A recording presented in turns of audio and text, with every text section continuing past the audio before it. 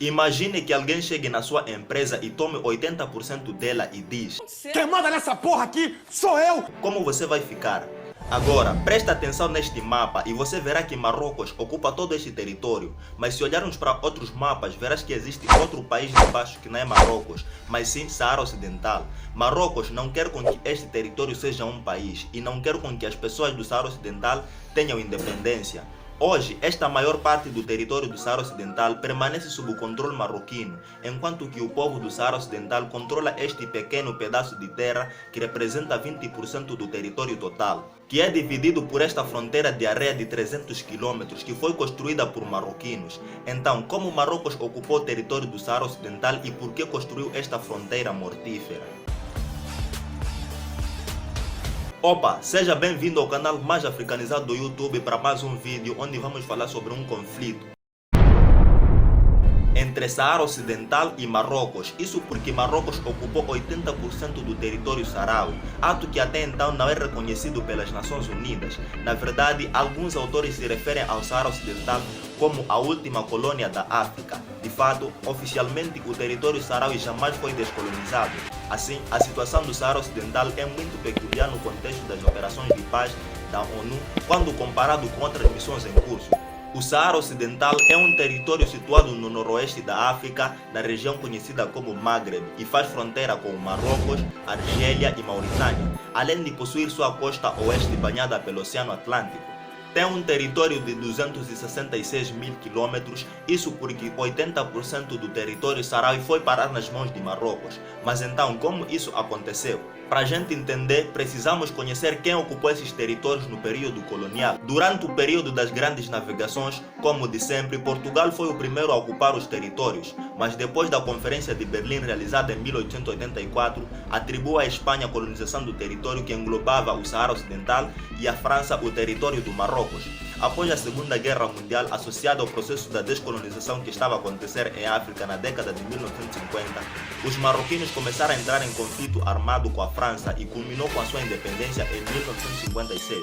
Mas mesmo após a sua independência da França, Marrocos continuou com as suas guerrilhas, desta vez com a Espanha, pois Marrocos ambicionava o território saharaui e pretendia unificar com o seu território.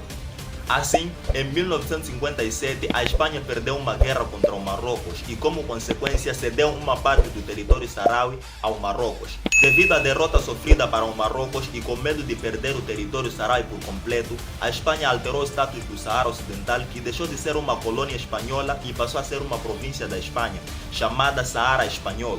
Fruto dessa mudança, iniciou-se um intenso processo de urbanização no então Saara Espanhol, com a aplicação de maciços investimentos principalmente em infraestruturas.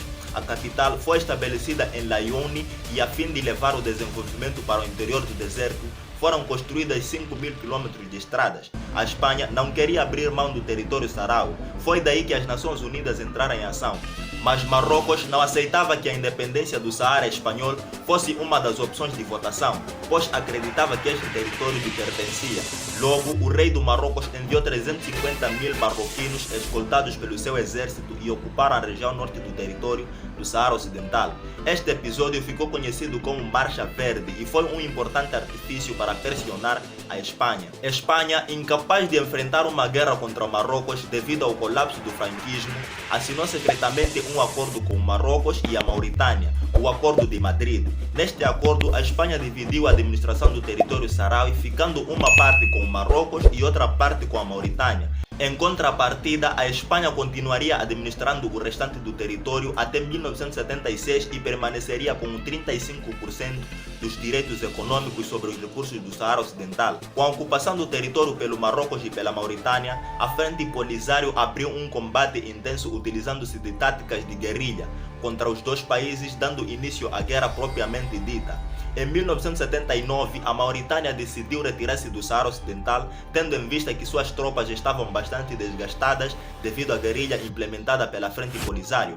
Em contrapartida, após a retirada da Mauritânia, o Marrocos estendeu a sua ocupação para a parte do território que foi desocupada pela Mauritânia, inflamando assim o conflito contra a Frente Polisário, que começou a recuperar o território saharaui.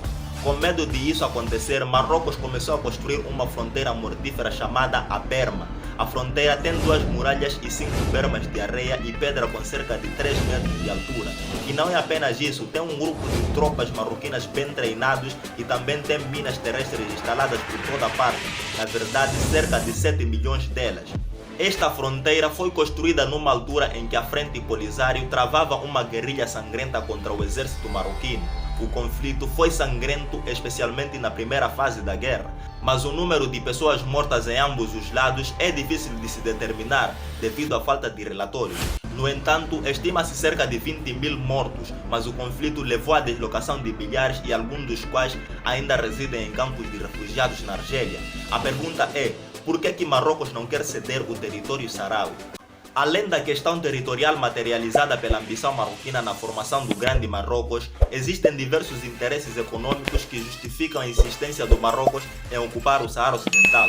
Embora o território saharaui se caracterize como um típico ambiente desértico, a região possui inúmeras riquezas naturais, as quais evidenciam-se tanto a ambição marroquina quanto os interesses de estados e empresas privadas ou estatais, contribuindo para a irresolução do conflito.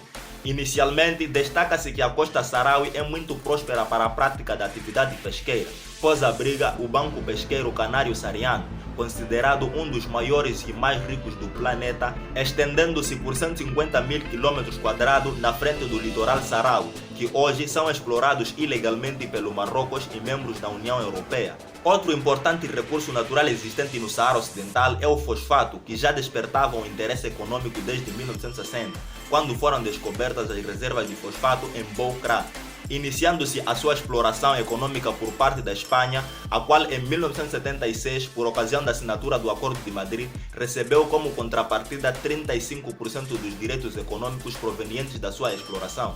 Enquanto Marrocos enche os cofres e engorda os seus, o povo saharaui vive na miséria com ajudas de ONGs, e os saharauis escolheram continuar lutando pelo seu território, pois isso significa que eles não são refugiados e não desistiram das suas terras. O nosso vídeo termina por aqui e dizer que existe uma situação similar acontecendo no Senegal, que também roubou todo o território de Casamance. Então, será que você já sabia sobre este conflito? Deixe nos comentários a sua opinião, aquele forte soco de like, se inscreva no canal, isso porque tem sempre vídeos maneiraços no canal. É isso mesmo e te vejo no próximo vídeo e peace!